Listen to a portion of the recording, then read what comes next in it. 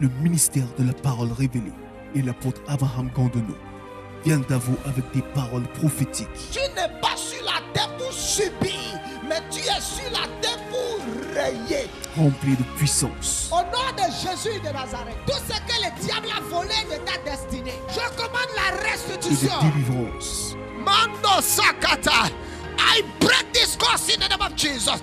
In the name of Jesus, I set you free. Programme de la semaine. Tous les mercredis de 19h à 21h. Soirée de la connaissance. Vendredi de 19h à 21h. Soirée de la proclamation. Et le dimanche de 9h à 12h. Culte d'adoration. Pour tout contact, appelez le 97 27 43 13.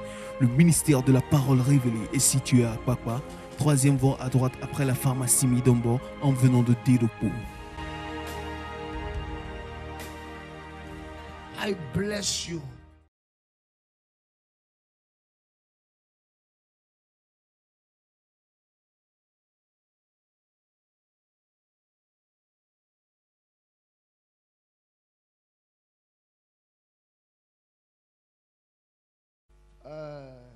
Un roi 18.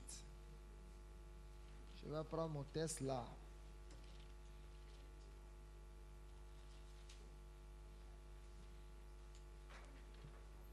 Un roi 18.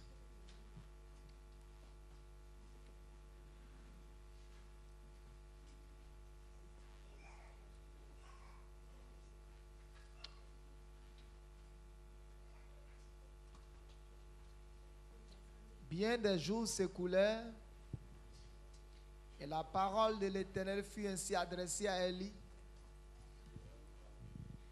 Dans la 3e année, va, présente-toi devant Achab et je ferai tomber la pluie sur la face du sol. Que le Seigneur bénisse sa parole.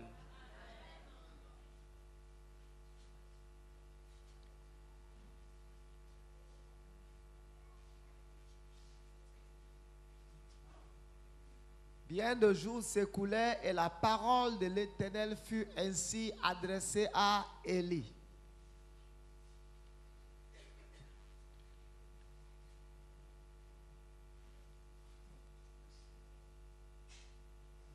Bien des jours s'écoulèrent et la parole de l'Éternel fut ainsi adressée à Élie.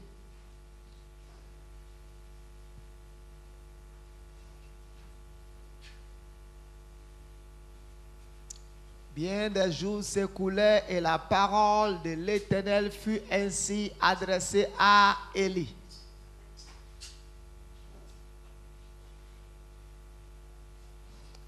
Amen.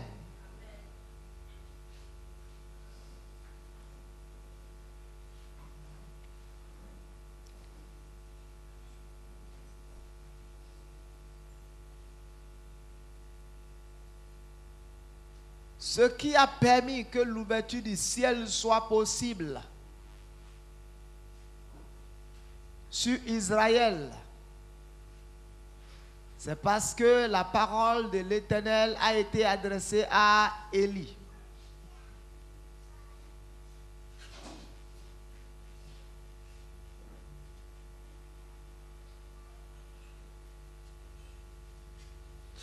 Enfants de Dieu, il y a beaucoup de choses que Dieu veut faire dans nos vies.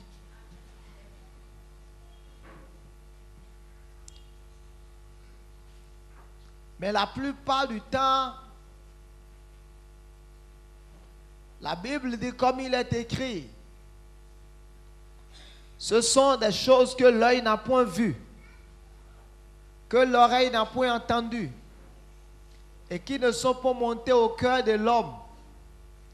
C'est des choses que Dieu a préparées pour ceux qui l'aiment.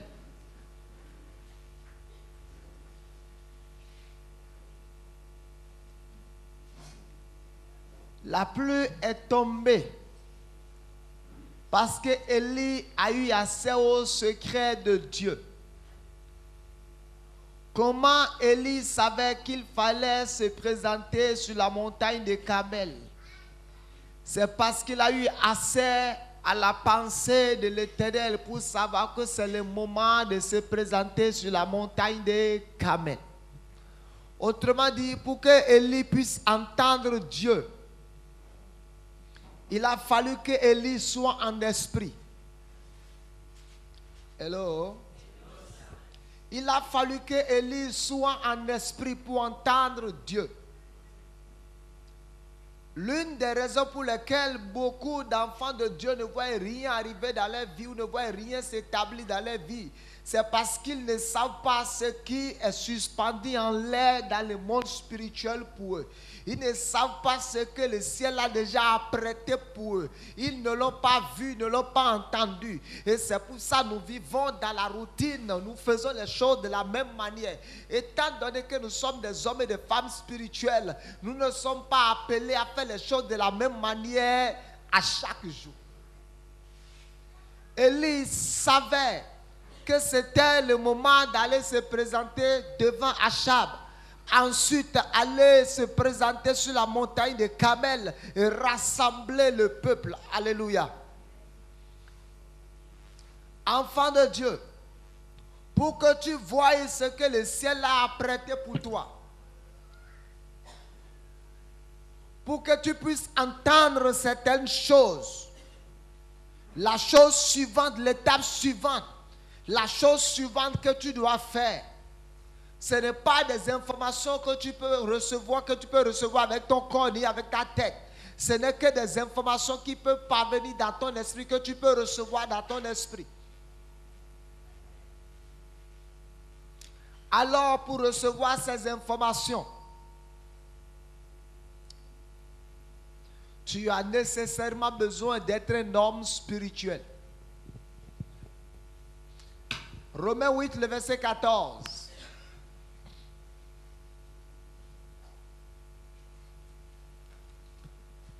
Romains 8, le verset 14.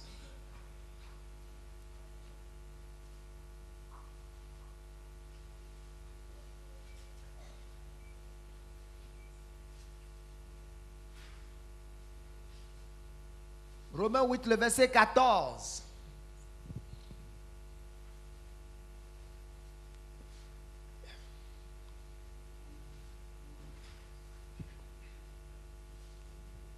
Est-ce que nous pouvons lire Romains 8, le verset 14? Tout le monde, nous pouvons lire ensemble? Car tous ceux qui sont conduits par l'Esprit de Dieu sont fils de Dieu. Ce qui veut dire que nous ne sommes pas tous les fils de...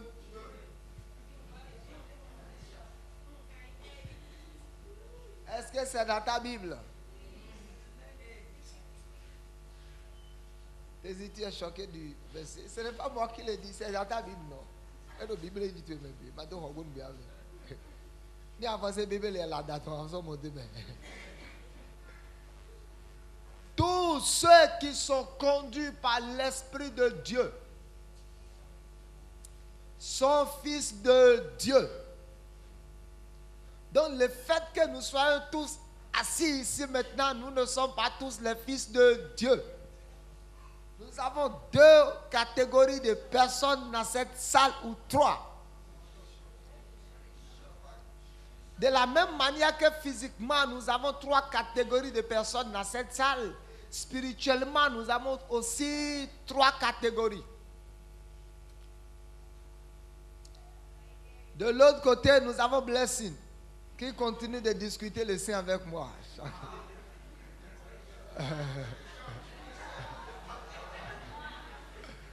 Alléluia. De l'autre côté, nous avons les enfants qui continuent de pleurer quand ils rentrent à midi parce que maman n'a pas préparé à temps. J'ai fait. Tu as quoi? J'ai fait. Amen. Et de l'autre côté, nous avons une autre catégorie de personnes. Quand ils rentrent à la maison, ils ont fait ou quoi, personne ne les regarde. Parce que quand ils ont fait, ils savent ce qu'il faut faire. Praise God. C'est de la même manière que dans le royaume de Dieu, nous avons trois catégories de personnes. Nous avons les bébés, nous avons les enfants ou les jeunes gens et nous avons les fils. Nous sommes tous des enfants de Dieu. Mais nous ne sommes pas tous les fils de Dieu. Parce que lisons Romains 8, verset 16.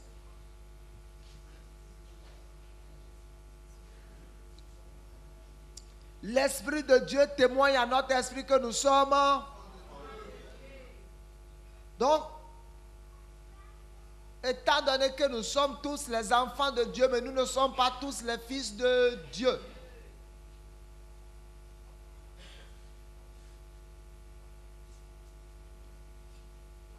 Et il y a certaines choses dans le royaume qui sont seulement réservées aux fils. Mais en tant qu'enfants de Dieu, nous devions être en mesure d'entendre Dieu. Amen. Parce que, vous savez,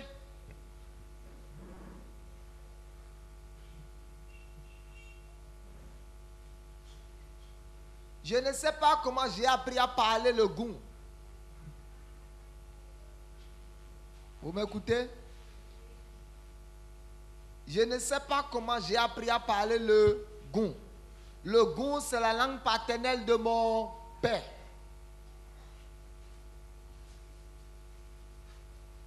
Praise God. Donc, je me suis retrouvé en train de parler le goût. Entendre Dieu ne devrait pas être difficile pour les enfants de Dieu.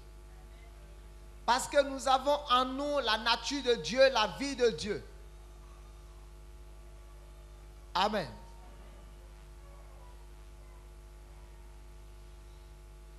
Entendre Dieu ne devait pas être difficile.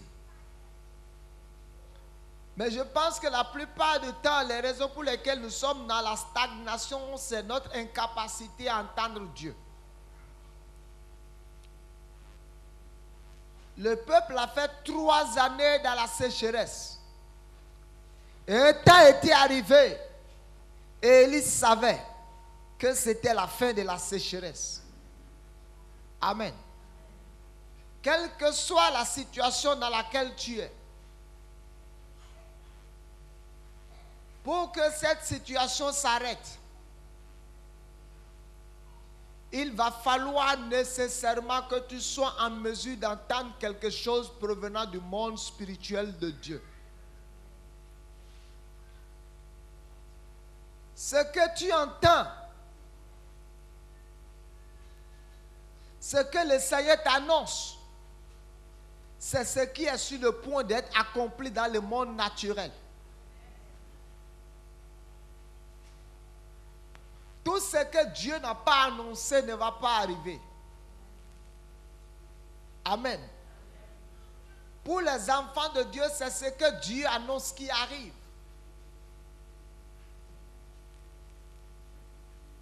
Dans le livre de 2 Rois, quand le ciel était fermé sur la Samarie, sur Israël, où la Bible dit que les gens mangeaient la chair de leurs enfants. Je pense que notre crise n'est pas encore à ce niveau. Praise God. Ta crise n'est pas encore à ce niveau. Où tu as décidé de manger la chair de ton enfant. Ou d'aller vendre ton enfant au Nigeria. Praise God. La Bible dit, Élisée s'est présenté. Et Élisée a dit, ainsi parle l'Éternel. Ce que Élisée a annoncé, il ne l'a pas annoncé de lui-même. C'est parce qu'il a entendu quelque chose avec ses oreilles spirituelles. Beaucoup d'entre nous ici ce soir, nous souffrons de surdité, de sourdité. Il y en a qui spirituellement, qui sont sourds d'oreille gauche, d'autres sont sourds de l'oreille droite, d'autres carrément les 2 oreilles ne fonctionnent pas spirituellement. Et quand vous parlez à un sourd, il ne vous entend pas, vous devez lui faire des signes. C'est pour ça que nous voulons à tout moment que Dieu nous fasse des signes. Seigneur, si réellement c'est toi qui me parles, fais de telle sorte que pendant le culte, la boule qui est en haut ici puisse bouger un peu. Et la boule ne va pas bouger. Parce que nous sommes devenus des sous. Mais ce soir, tes oreilles seront guéries. Tes oreilles seront débouchées. Lisons quelque chose. Ésaïe 42. Verset 19. Il dit, qui est aveugle, sinon mon serviteur, et sourd comme mon messager que j'envoie, qui est aveugle comme l'ami de Dieu. Ésaïe 42. Qui est aveugle, sinon mon serviteur, et sourd comme mon messager que j'envoie, qui est aveugle comme l'ami de Dieu, aveugle comme le serviteur de l'Éternel. Tu as vu beaucoup de choses, mais tu n'as point pris garde. On a ouvert les oreilles, mais on n'a point entendu. Il dit, l'Éternel a voulu pour le bonheur d'Israël publier une loi grande et magnifique. Il dit, et c'est un peuple pillé et dépouillé. On les a enchaînés, on les a maltraités. Amen. Ils ont été mis au pillage. Il n'y a personne pour les délivrer. Personne pour parler sur leur vie. Parce qu'ils ne sont pas en mesure d'entendre et de voir. Parce qu'ils ne sont pas en mesure d'entendre.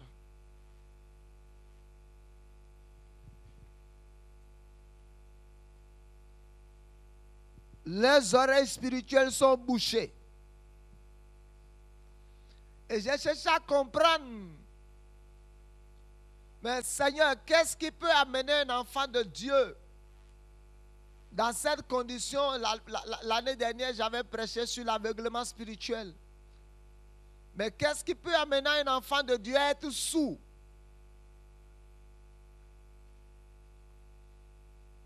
À être sourd jusqu'à ce niveau. Et l'Esprit de Dieu m'a montré quelques points que je vais partager avec vous.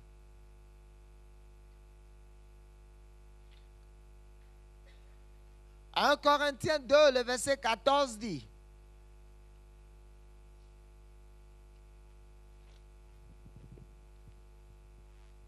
mais l'homme naturel n'accepte pas les choses de l'Esprit de Dieu, car elles sont une folie pour lui.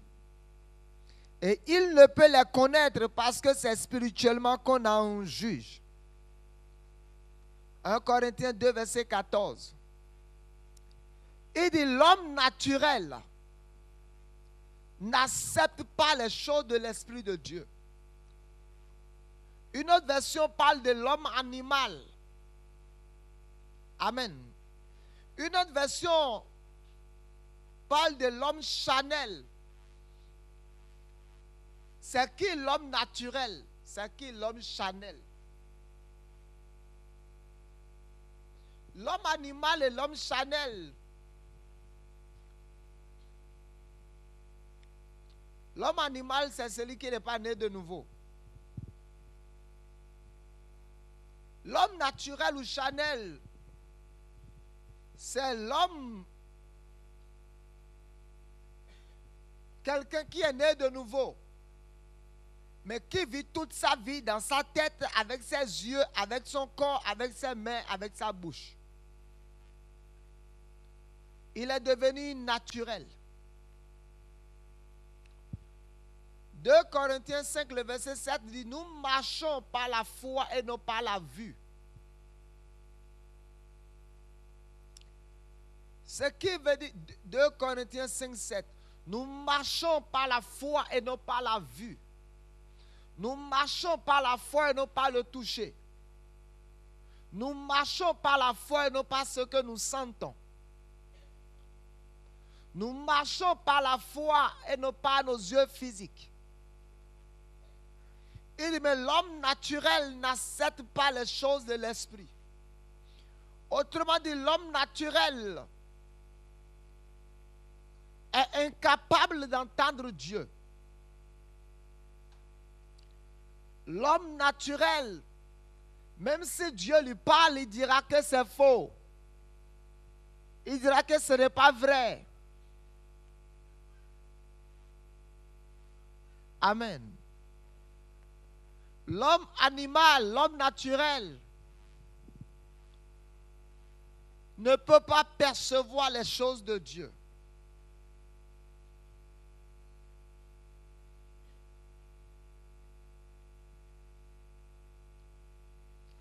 Il vit toute sa vie avec ses yeux et ce qu'il sent.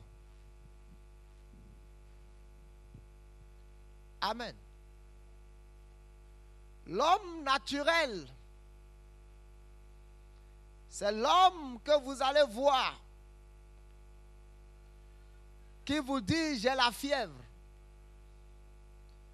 L'homme naturel, c'est l'homme qui vous dira que je suis infecté. L'homme naturel,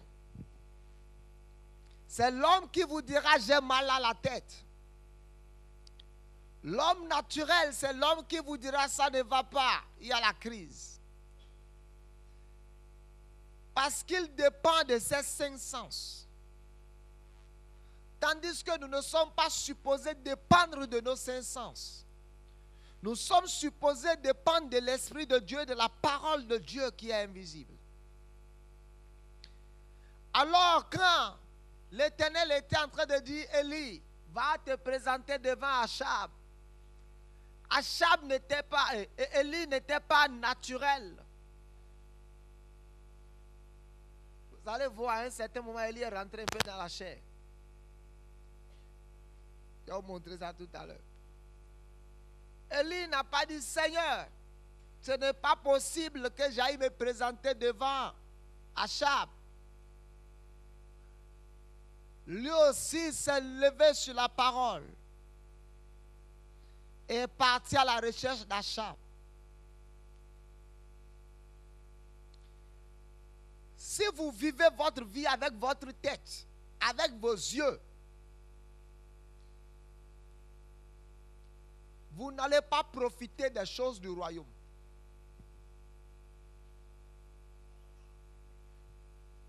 La raison pour laquelle beaucoup ne peuvent pas obéir à Dieu, c'est parce qu'ils sont charnels.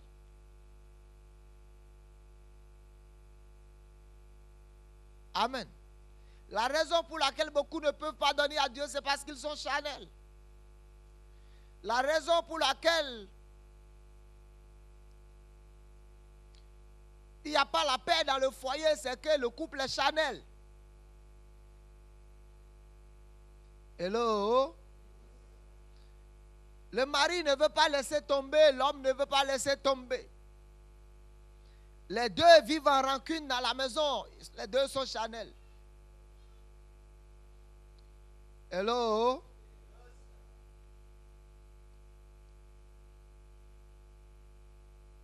La raison pour laquelle la femme est bouillante dans la maison et casse les verres parce qu'on lui a dit une seule parole, parce qu'il est une maman charnelle. Hello? Quand j'ai parlé des hommes hier, vous avez souri. tu es charnel. Je t'ai dit, tu es charnel. Praise God. Je me suis marié en 2000 combien? 3. Jusqu'à aujourd'hui, je n'ai jamais insulté ma femme. Ah, tu entends? Je n'ai jamais insulté je n'ai jamais dit une parole vulgaire. Oh, je connais, je voulais te tenter. Je n'ai jamais insulté ma femme une seule fois. Parce que je ne me vois pas en train de l'insulter. Avec quelle bouche? Je ne me vois pas en train. Je ne me vois pas en train de l'insulter.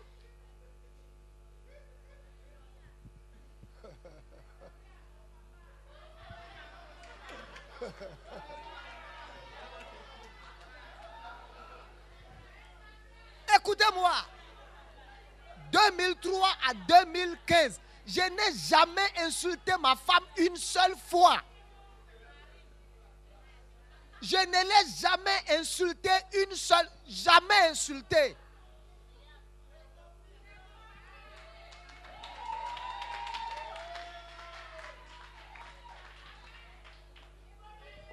Vous savez pourquoi? Je ne me vois pas en train de dire ces choses vulgaires. Parce que la Bible dit que tout ce qui est juste, tout ce qui est agréable, tout ce qui est digne de louange, tout ce qui est honorable, tout ce qui mérite l'approbation des hommes, soit l'objet de vos pensées. Ce qui veut dire avant que je ne l'insulte, j'ai pensé. Et je vais finir de l'insulter et venir demander quelque chose la nuit. Je suis stupide.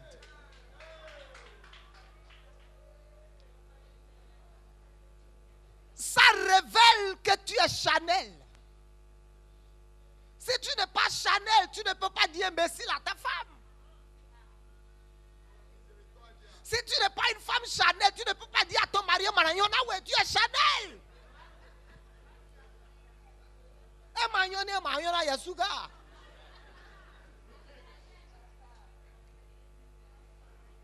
Tu es Chanel. Maintenant, imagine, écoutez-moi, enfant de Dieu.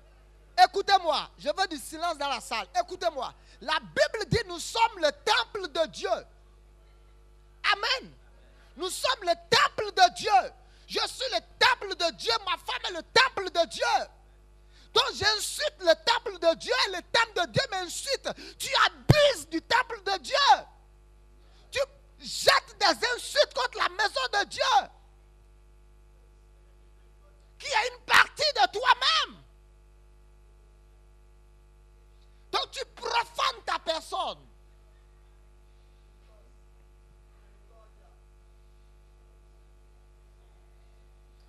Hello? Hello? Est-ce que vous m'aimez encore? Hello? Écoutez-moi, enfant de Dieu, ce n'est pas correct. Si tu peux regarder la personne de Christ dans la vie de ton conjoint ou de ta conjointe, tu ne vas pas l'insulter. Jésus a dit, si vous êtes vraiment mes disciples, aimez-vous comme je vous ai aimé. C'est la preuve que tu n'es pas encore un disciple. Seuls les enfants peuvent se bagarrer dans la maison.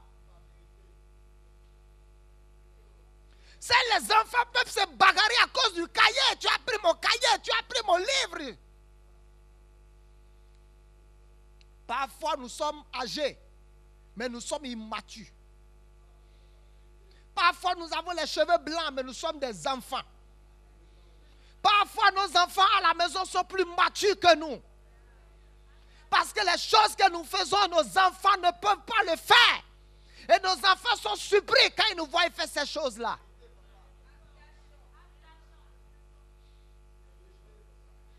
Parfois, nos enfants savent que la Bible dit qu'il ne faut pas insulter. Et l'enfant ne va pas insulter quelqu'un à l'école à cause de Jésus. Mais l'enfant est choqué à la maison. L'enfant ne va pas se bagarrer à l'école parce que sa monitrice lui a dit un enfant de Dieu ne se bagarre pas à l'école. Mais l'enfant est choqué de voir ses parents en train de se bagarrer.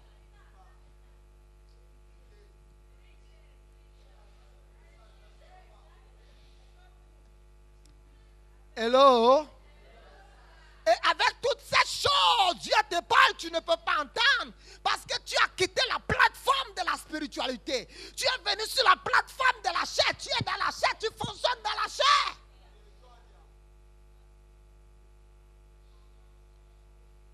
Mais toi, tu dis à ta femme, est-ce que toi tu es une femme? Ok, elle n'est pas une femme, est-ce que toi tu es un homme?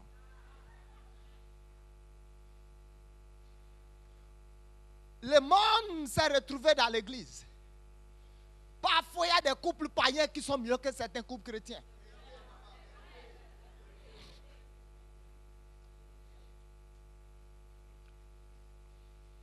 Alléluia. L'homme naturel C'est l'homme qui vit avec son corps. Il n'a pas la maîtrise de soi. Il ne peut pas se maîtriser. Il ne peut pas maîtriser sa bouche. Il ne connaît pas ce qu'on appelle la tempérance. Il ne sait pas comment se retenir. À chaque instant, il peut donner un coup.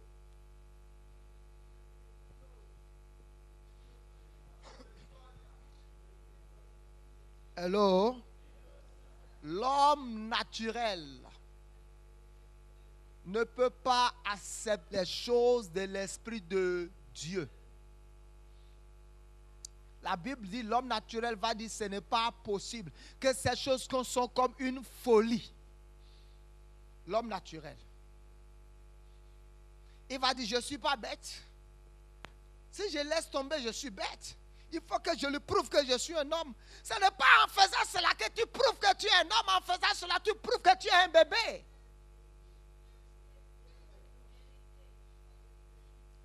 Si vous voyez demain le chef de l'État en train de se battre contre Adrien Rungbeji, en train de se battre contre Paul, comment on l'appelle?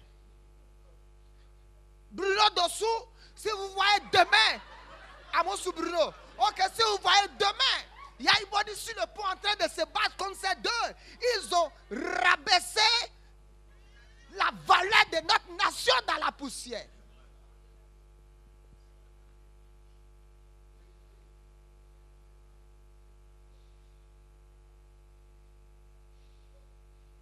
Alléluia. L'homme naturel n'accepte pas les choses de l'esprit. Ta maturité spirituelle n'est pas le fait que tu sois habilité à répondre à tout ce qu'on te dit. Ta maturité spirituelle se trouve le fait que tu sois en mesure de te dompter, de te maîtriser. Quelles que soient les offenses, les insultes, tu te maîtrises. C'est ce que Jacques dit. Jacques dit, si quelqu'un peut maîtriser sa bouche, il peut maîtriser son corps. Il dit, la langue est le monde de l'iniquité.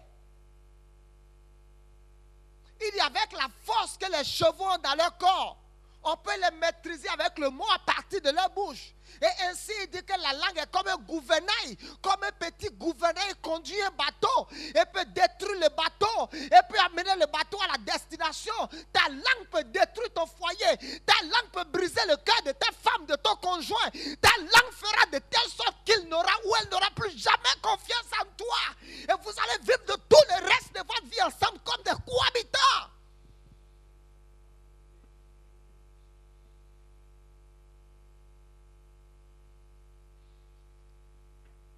Hello? L'homme naturel n'accepte pas les choses de l'Esprit de Dieu.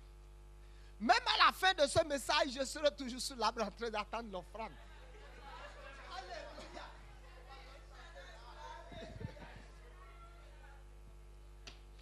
Alléluia. Deux.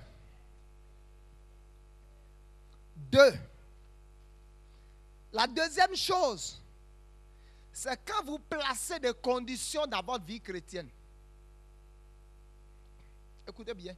Quand vous placez des conditions dans votre vie chrétienne.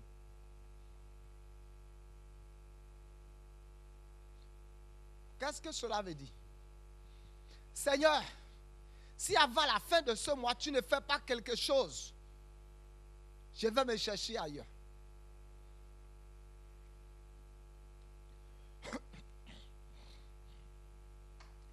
Il a dit, je suis.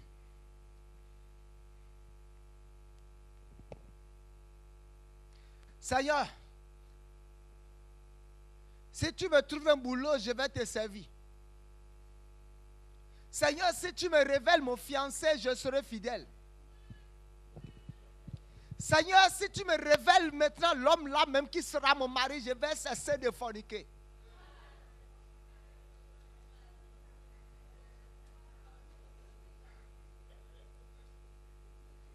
Ta condition n'intimide pas Dieu. Écoutez-moi, enfant de Dieu. Il n'y a aucune menace que tu puisses faire à Dieu qui puisse secouer le trône de Dieu.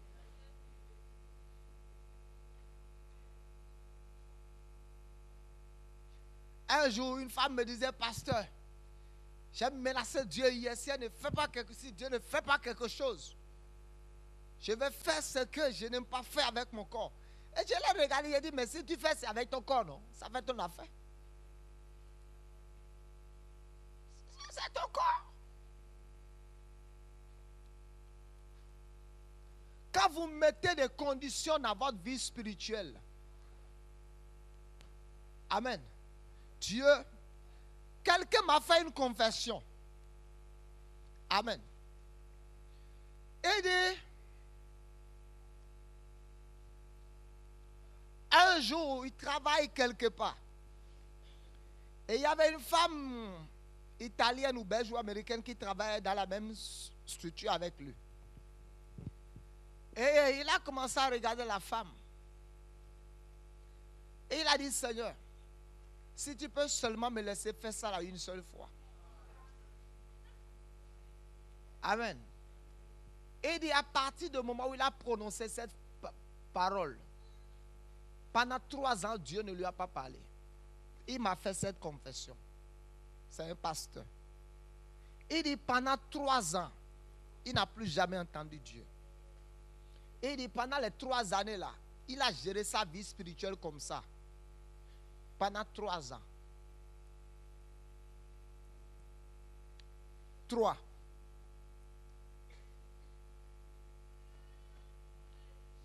Quand vous avez un cœur endurci,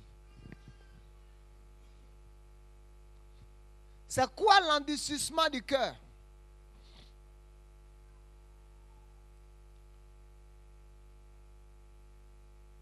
Quand vous refusez de vous soumettre à la parole de Dieu, vous avez un cœur endurci. Quand l'Esprit de Dieu vous exhorte à la repentance et vous ne voulez pas vous repentir, vous avez un cœur endurci. Lisons Ésaïe 46, verset 12.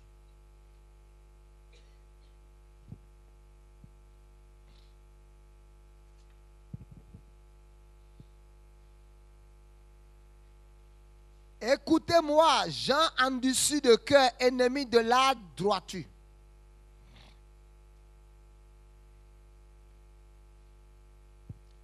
Quand on dit que quelqu'un a un cœur endurci, c'est que Dieu lui a déjà tellement parlé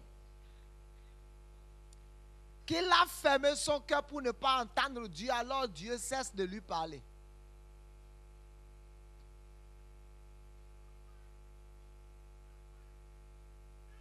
Amen. On t'a tellement donné la parole de Dieu que tu connais la vérité.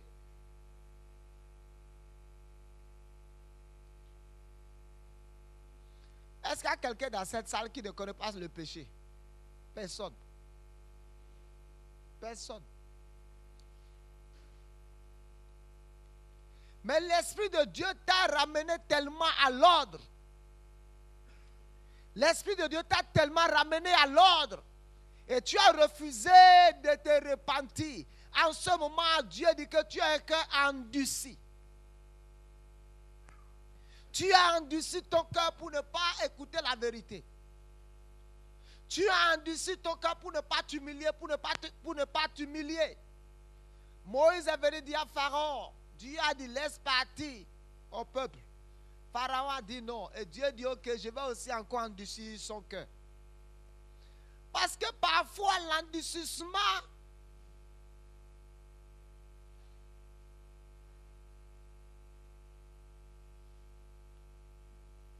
parfois devient utile pour quelqu'un qui a le cœur endurci pour que Dieu puisse lui donner la dose de la correction qui va le ramener à la repentance.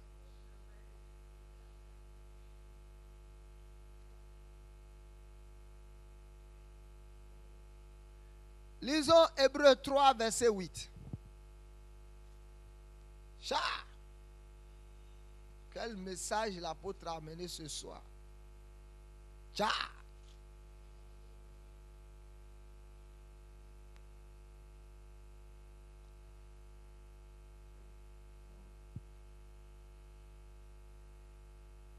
Ah, je confesse, après ce message, tu vas m'aimer encore. Hébreux 3, le verset 8.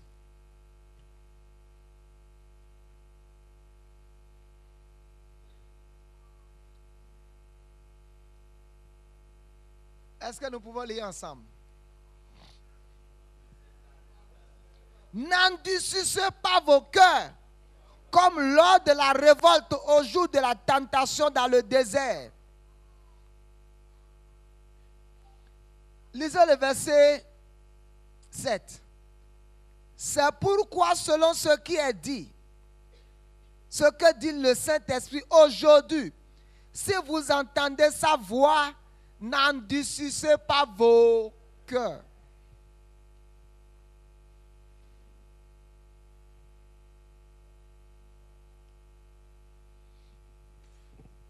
Il dit, si vous entendez sa voix, n'endurcissez pas vos cœurs. Dieu dit à Abraham, lève-toi, sors de ton pays, de la maison de ton père, de ta mère, vers le pays que je te montrerai. Abraham a fléchi son cœur et s'est levé.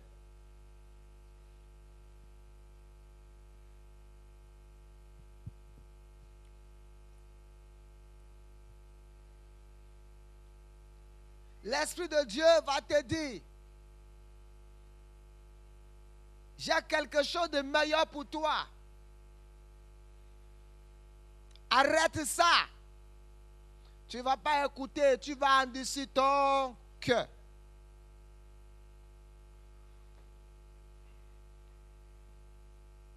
Vous savez, quand vous avez le cœur endurci, selon la Bible, seul un coup douloureux peut vous délivrer et vous donner un cœur flexible. Tu confirmes. Mais c'est ça. Il faut confirmer dans le micro.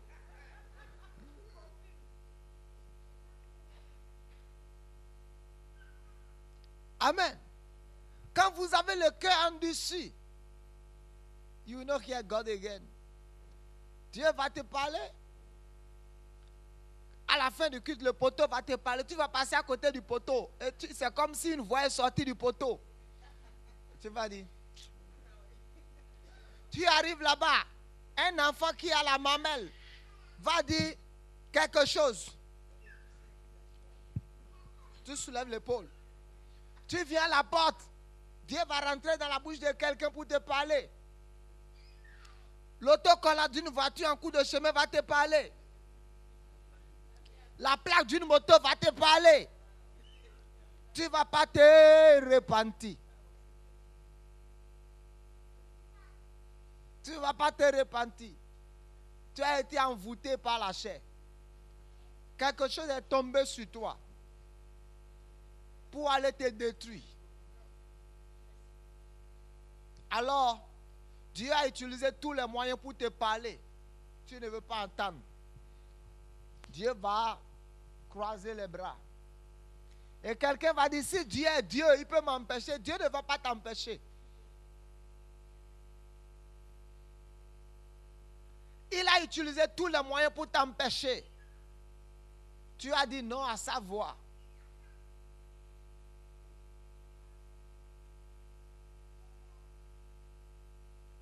Tu deviens comme une bête qui est en train de descendre à l'abattoir sans le savoir. Quand vous avez le cœur endurci, ce qui ramène quelqu'un qui a le cœur endurci, parfois c'est le malheur.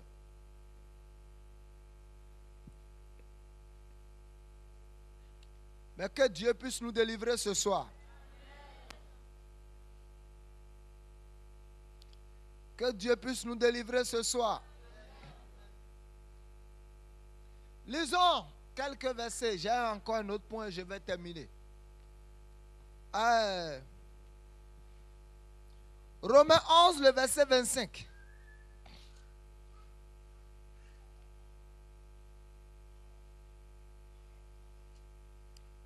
Romains 11, verset 20. Est-ce que nous pouvons lire ensemble? Car je ne veux pas, frères, que vous ignoriez ce mystère,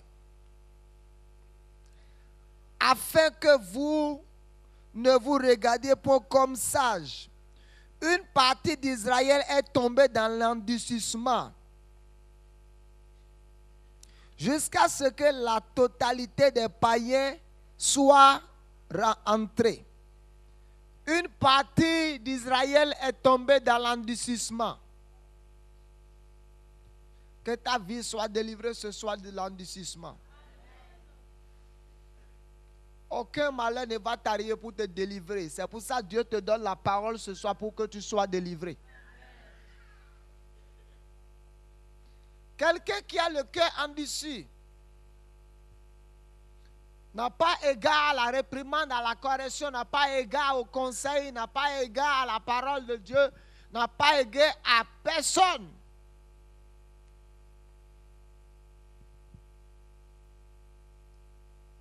Mais Dieu a promis dans Ézéchiel 36, le verset 26, il dit, je vous donnerai un cœur nouveau. J'ôterai de votre corps le cœur de pierre. Il dit, je vous donnerai un cœur nouveau et je mettrai en vous mon esprit nouveau. J'ôterai de votre corps le cœur de pierre et je vous donnerai un cœur de chair. Que Dieu te donne un cœur nouveau ce soir. Que Dieu te donne un cœur nouveau ce soir. Que Dieu te donne un cœur nouveau ce soir. Que Dieu te donne un cœur nouveau ce soir.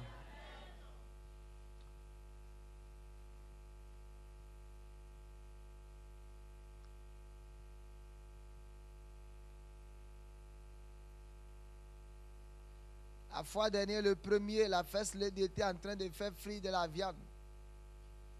Et Blaise, il ne va pas se calmer. Il faisait le garçon dans la maison courir à gauche, courir à droite, courir vers la marmite. Et tandis qu'il s'avançait, il allait toucher la cuisinière. Ça l'a brûlé, taïa. Il s'est retiré, taïa. Il a regardé la cuisinière. J'ai dit, boy, une bonne leçon. Parfois, on veut que ça nous brûle d'abord.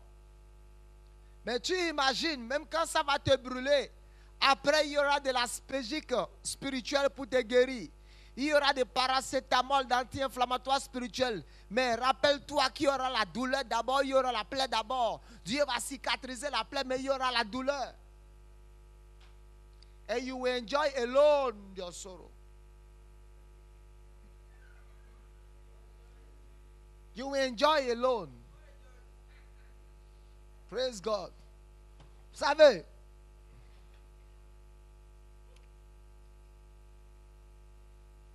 parfois apprenons à nous parler nous-mêmes. Amen. Parfois je dis apôtre, je me parle à moi-même. Je me parle. Je dis apôtre, tu as vu combien d'années il y a derrière pour que tu sois ici aujourd'hui. Donc tu vas aller prendre une petite fille, gaspiller toutes ces années-là comme ça. Je me parle, je me raisonne à moi, je me parle à moi-même. Amen. Yeah, je me parle à moi-même.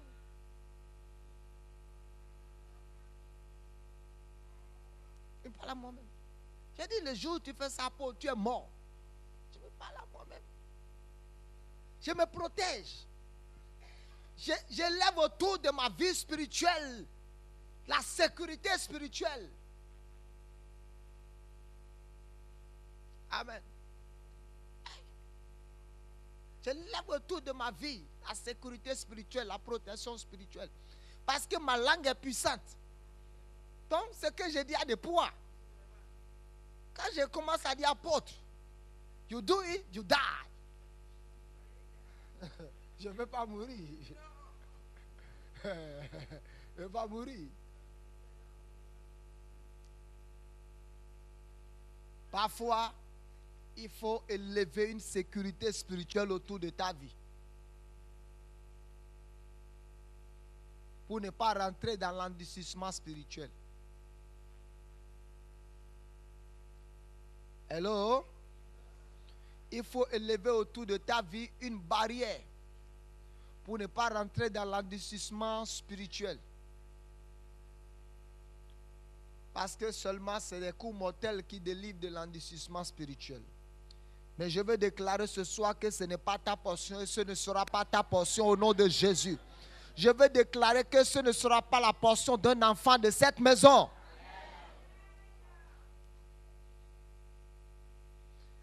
Balaam, le faux prophète, quand la nuit, les gens sont venus dire, ok, si tu vas maudire Israël, on va te donner l'argent. Il savait ce que Dieu voulait. Il savait ce que Dieu voulait. Amen. Il a dit, ok, attendez. Je vais prier l'Éternel encore pour voir ce qu'il va me dire. Kandoro shakalaba lebosi kandoro toyobo. Kendorobo sakila brando shekutali kayabando. Mandoro, prophète, tu n'iras pas avec eux. Mandorobo shakata. Et quand il s'est réveillé le matin, il a regardé ce qu'il peut gagner avec sa fausse prophétie. Il dit, attendez encore, je vais prier une troisième. Aucune prière d'intercession ne peut corrompre le cœur de Dieu. Et Dieu l'a laissé partir. Dieu l'a laissé partir. Il parlait tellement, Dieu a dit, ok, va. Dieu lui a dit, va. Et quand si Dieu lui a dit, va de bon cœur, Dieu a pris un couteau et est parti l'attendre sur la voie. C'est dans votre Bible. Et son âne avait des difficultés. Dieu utilisait, vous voyez, parfois Dieu nous parle, ouais. Mais c'est que parfois on est déjà têtu. On a déjà pris la résolution de faire ce que nous voulons faire. Je vais prier pour toi ce soir. Quelle que soit cette mauvaise résolution dans ton cœur, que cela soit détruit par la puissance de Dieu. Cette mauvaise résolution dans laquelle tu es engagé, que Dieu puisse te délivrer ce soir. Balaam était déjà résolu. Il voulait prendre l'or, le diamant de Balak. Il était résolu à aller prophétiser là où Dieu ne l'a pas envoyé. Maintenant, Dieu a commencé à lui rendre la vie difficile par l'animal. L'animal qui allait avant une heure de temps, 50 kilomètres. Maintenant, l'animal, depuis une heure de temps, n'a pas fait 1 kilomètre. Il donne des coups à l'animal. Il donne des coups. Maintenant, Dieu voulait arrêter sa folie. Et Dieu, je vous ai dit, Dieu ne parle même pas par les moutons. Dieu n'est pas supposé nous parler par des moutons. Dieu est supposé nous parler par sa bouche à lui-même. Mais quand vous devenez insensé, Dieu va utiliser même les moutons pour vous parler. Maintenant, l'animal dit, hé, ne suis-je pas ton animal? Et tous les jours, tu es monté sur moi, je ne t'ai jamais fait ça.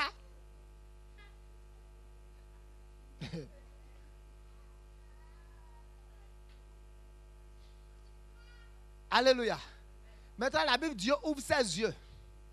Il voit l'ange de l'Éternel sur le chemin avec une épée. Et l'ange le regarde et aiguise l'épée encore. Et l'ange lui dit, si ce n'était pas l'animal là, je t'aurais frappé depuis longtemps. L'endurcissement de cœur.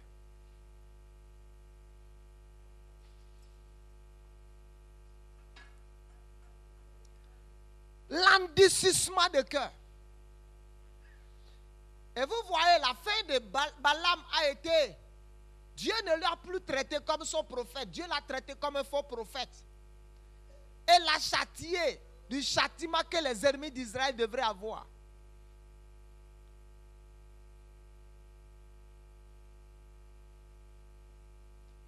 Toute mauvaise résolution dans ton cœur, la résolution d'aller au mal, de continuer dans le mal, que ce soit l'ange de l'Éternel t'arrête.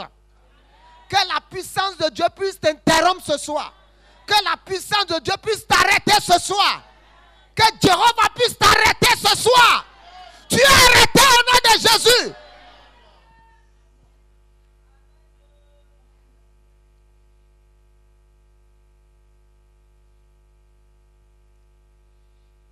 La résolution de faire le mal. La résolution de dévier.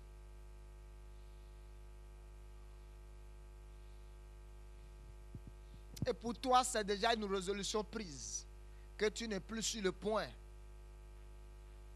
d'abandonner. Tu as arrêté ce soir au nom de Jésus.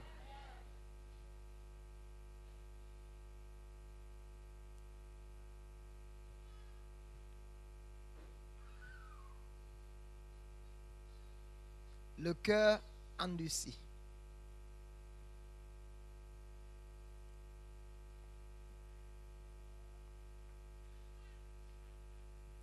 Saül a pris la résolution de tuer David. Et tout ce qu'il voyait, il ne va pas changer d'avis. Il était résolu. Mais dans sa résolution à tuer David, amen, c'est ce qui l'a conduit à la mort. David a regardé Saül, un ancien homme de Dieu, ou qui n'est plus loin. Et David a dit, je ne mettrai pas la main sur loin de l'Éternel. Et toi, Saül, maintenant, l'homme qui a l'onction de Dieu, maintenant, tu veux mettre la main sur lui. Vous comprenez ce que je dis? David a refusé de porter sa main sur quelqu'un qui avait porté l'onction. Quelqu'un qui n'a plus l'onction, maintenant, veut porter la main sur David qui a l'onction. Et Dieu a toujours préservé David. Mais Saül est tombé dans sa propre fosse. Je vais élever ma voix ce soir et déclarer: n'importe quel agent des ténèbres, n'importe quel sorcier de la maison de ton père ou de ta mère, n'importe quelle personne ayant pris une mauvaise résolution de te détruire, je déclare que tu ne seras pas détruit, mais ils seront détruits à ta place. La résolution causera les chutes. La résolution de te détruire causera leur ruine. La résolution de te détruire causera les feux.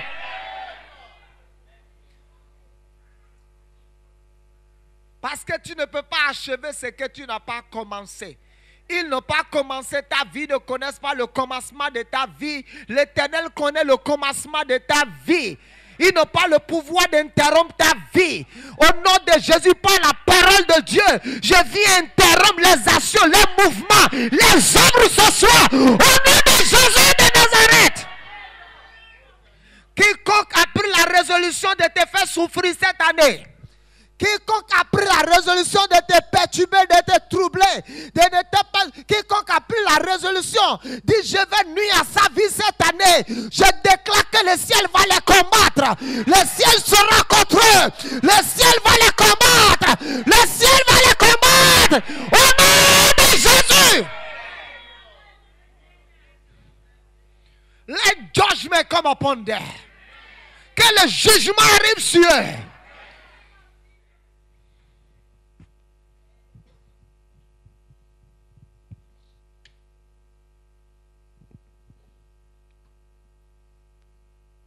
Vous savez, parfois, un sorcier, un collègue de service peut prendre une mauvaise résolution de te détruire. Et avec tout ce qu'il fait, il voit la main de Dieu sur ta vie, mais il ne va pas arrêter. Il voit toujours une lumière sur toi, il ne va pas arrêter.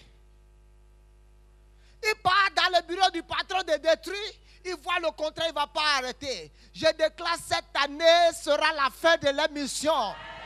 Cette année sera l'année de leur pète. Cette année sera l'année de leur jugement. Cette année sera l'année de leur jugement.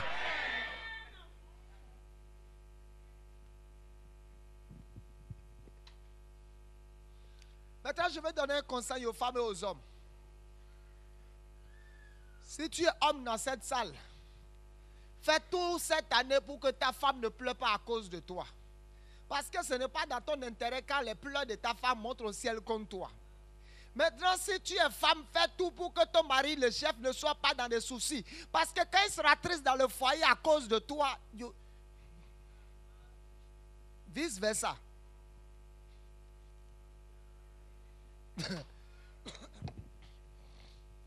4. L'orgueil. Jérémie 49, le verset 16 dit, l'orgueil, ta présomption, l'orgueil de ton cœur t'a égaré. L'orgueilleux ne va pas entendre Dieu. Quelqu'un qui est orgueilleux ne peut pas entendre Dieu. Jérémie 49.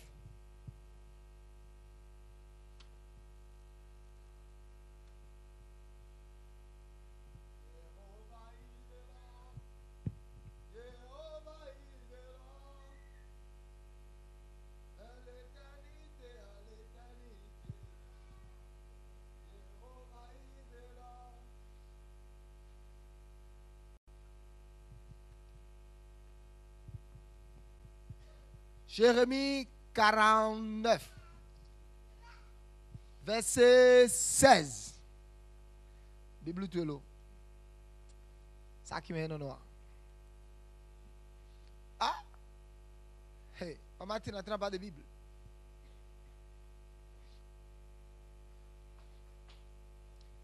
Gagnant, oh, un jour, le bishop T.D. Jakes, ou bien qui disait quelque chose, il dit qu'il est très content que Dieu n'a pas laissé, Dieu n'a pas permis aux hommes d'écrire la Bible. Je dis, mais qu'est-ce qu'il voulait dire? Il dit, parce que si c'était les hommes qui devraient parler, non Dieu, ils n'allaient jamais mettre dans la Bible, Marie, aimez vos femmes.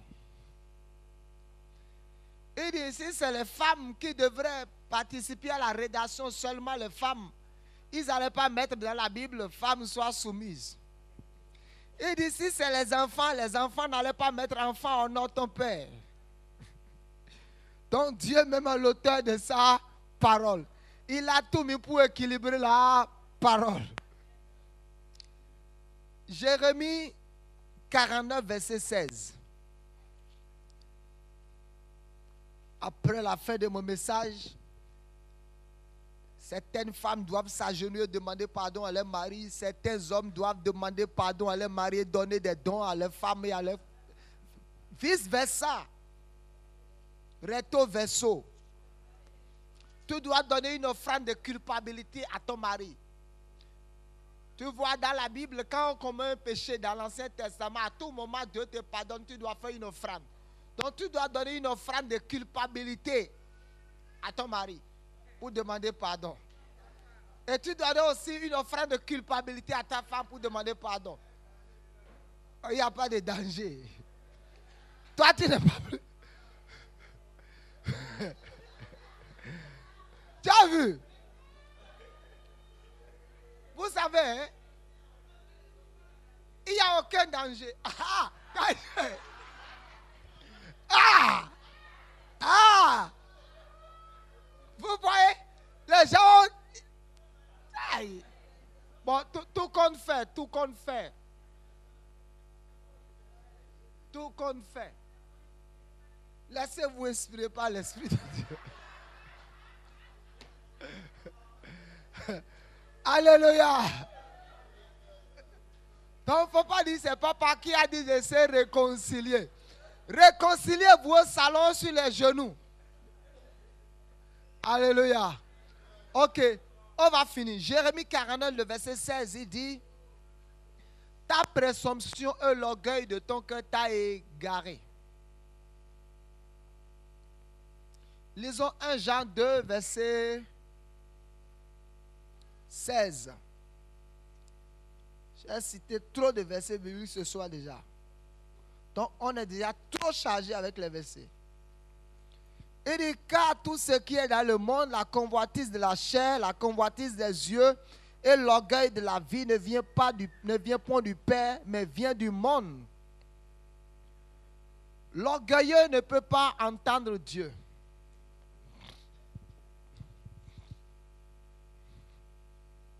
Quand vous êtes orgueilleux, vous ne savez pas demander pardon. Amen.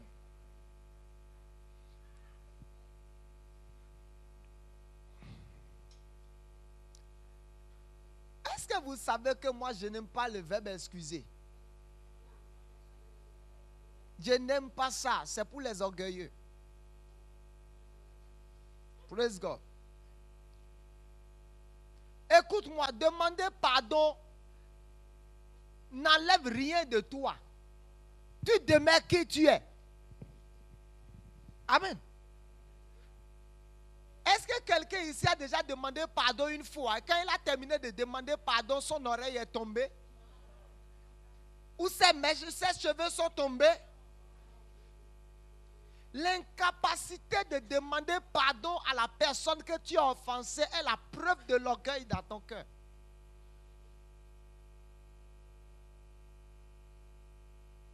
Hello? La vie de papa.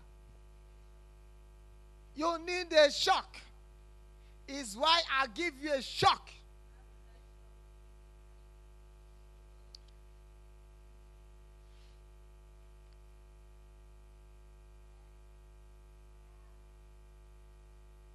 L'orgueilleux se croit maître de lui-même. L'orgueilleux n'a point d'égard ni de respect pour personne. L'orgueil, c'est une chose terrible qui peut amener la ruine dans la vie d'une personne. Enfants de Dieu, Dieu nous a parlé ce soir pour nous délivrer. Dieu nous a parlé ce soir pour nous préserver. Dieu nous a parlé ce soir pas pour nous châtier, pas pour nous assommer de coups, mais pour nous ramener à sa parole, pour nous ramener à lui-même, pour nous ramener dans la bonne voie, pour nous ramener dans la voie de la justice.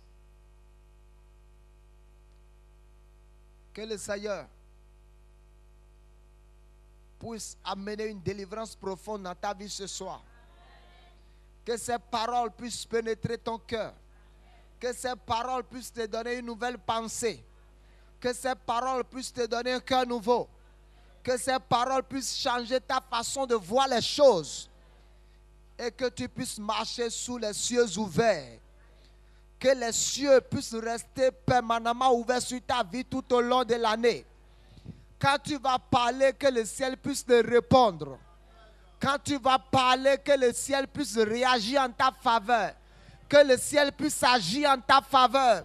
Quand tu vas parler, que le ciel puisse t'écouter.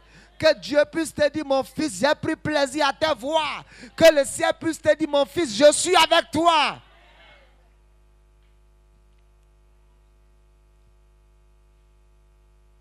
Nous sommes en train de sacler notre champ.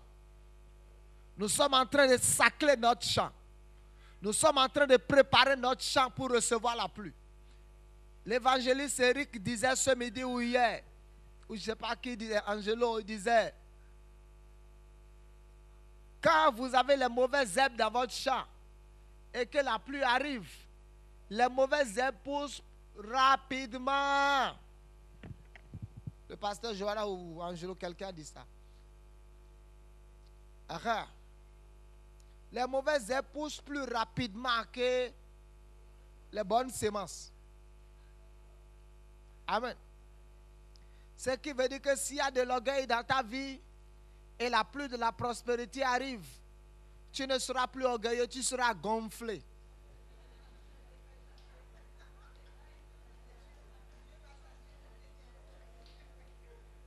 Amen. Vous savez, la souffrance nous rend humbles. C'est pour ça parfois la souffrance est importante dans la vie des enfants de Dieu. Parfois les coups de douleur nous rendent humbles. Je te dis, il va s'humilier, il va devenir humble. Il va apprendre à pardonner à tout le monde. Il va apprendre à dire, moi je ne dis plus rien. Je laisse les gens faire seulement. Il faut lui demander pourquoi il laisse les gens faire seulement. Oh mon oupon, il a vu. Hey, papa a parlé. Maman a regardé, a souri. Maman ne peut plus parler. Elle a vécu quelque chose tout récemment avec Dieu que l'homme ne connaît pas. Elle laisse tout tomber. C'est comme ça, enfant de Dieu. Que le Seigneur puisse préserver toi et moi tout au long de cette année. Afin qu'on ne tombe pas dans l'orgueil. Afin qu'on ne tombe pas dans l'endurcissement du cœur. Afin qu'on ne tombe pas dans toutes ces choses. Afin qu'on ne tombe pas sous l'envoûtement de la chair. Tout au long de cette année, je déclare que tu es un homme spirituel. Je déclare que tu es une femme spirituelle. Je déclare que tu ne vis pas selon ce que tu vis, selon ce que tu vois. Tu vis par la parole de Dieu. Au nom de Jésus. Quiconque a conclu de te détruire cette année, ce soit pas l'autorité apostolique. Je conclus les faits ce soir. Je déclare les faits ce soir. Je déclare les faits. Je déclare les faits. Je déclare les faits. Je déclare les faits. Je déclare les faits. Je déclare les faits. Je déclare les faits.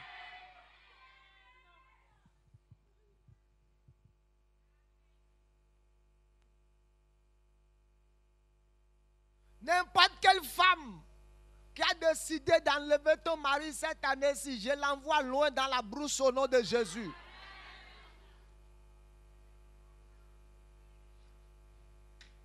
Ah oui. Ah oui. Alléluia. Les femmes sont contentes. Vous allez voir, elles vont me donner l'offrande tout à l'heure. Les femmes aiment les genres de choses comme ça.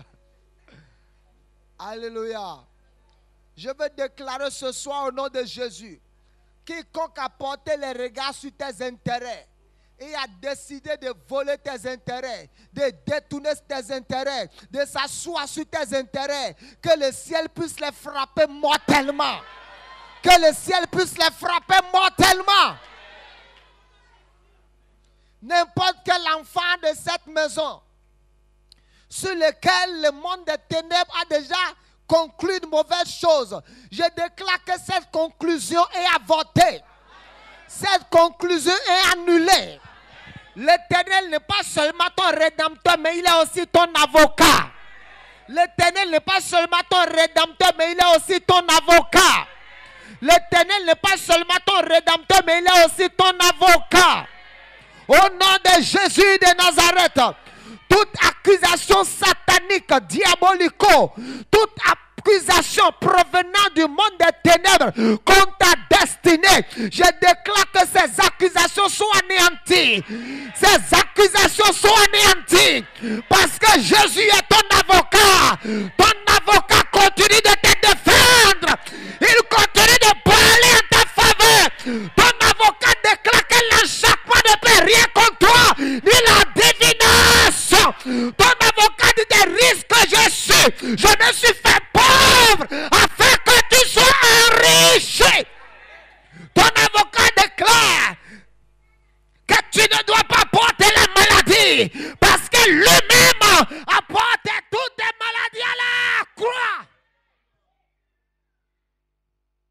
Tout au long de cette année, ton avocat parlera.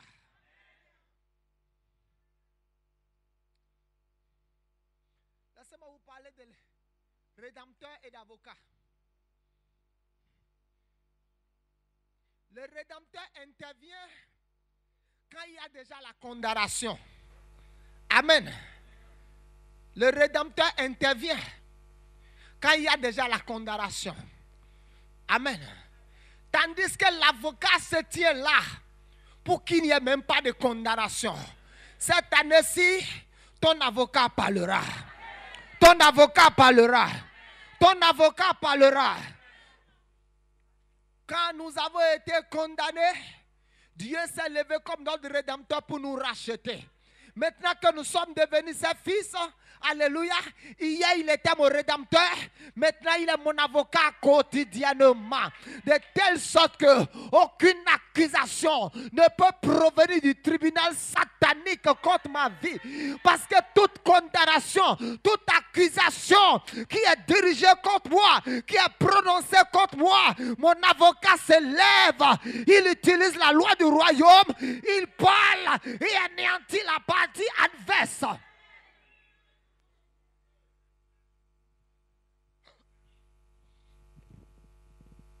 C'est pour ça le monde avait besoin du Rédempteur. Amen. Parce que le monde avait déjà été condamné. Amen. Et Job a dit, mon Rédempteur se lèvera le dernier. C'est la révélation que Dieu lui a donnée. Mais si en ce temps, Job avait dit, mon avocat s'est levé, il n'allait pas continuer dans sa souffrance. Cette année-ci, alléluia, oh my God, ton Rédempteur a parlé l'année dernière, mais je vais te déclarer à partir de ce soir, c'est ton avocat qui parlera tout au long de l'année. Hey, alléluia. Parce que hier, il m'a déjà racheté. Alléluia. La rédemption était établie et conclue déjà. Maintenant, c'est pour ça qu'il a dit, je suis ton avocat. Alléluia. Je suis ton avocat. Tout au long de cette année, ton avocat parlera pour toi. Ton avocat parlera pour toi. Au nom de Jésus. Que le Seigneur vous bénisse. Le ministère de la parole révélée et l'apôtre Abraham Gandonneau vient à vous avec des paroles prophétiques. Tu n'es pas sur la terre pour subir, mais tu es sur la terre pour régner. Rempli de puissance. Au nom de Jésus de Nazareth, tout ce que le diable a volé de ta destinée, je commande la Et restitution. de délivrance. Mando Sakata, I break this curse in the name of Jesus. In the name of Jesus, I set you free. Programme de la semaine. Tous les mercredis de 19h à 21h. Soirée de la connaissance. Vendredi de 19h à 21h. Soirée de la proclamation. Et le dimanche de 9h à 12h. Culte d'adoration. Pour tout contact, appelez le 97 27 43 13. Le ministère de la parole révélée est situé à Papa, 3e voie à droite après la pharmacie Midombo en venant de Délopo. I bless you.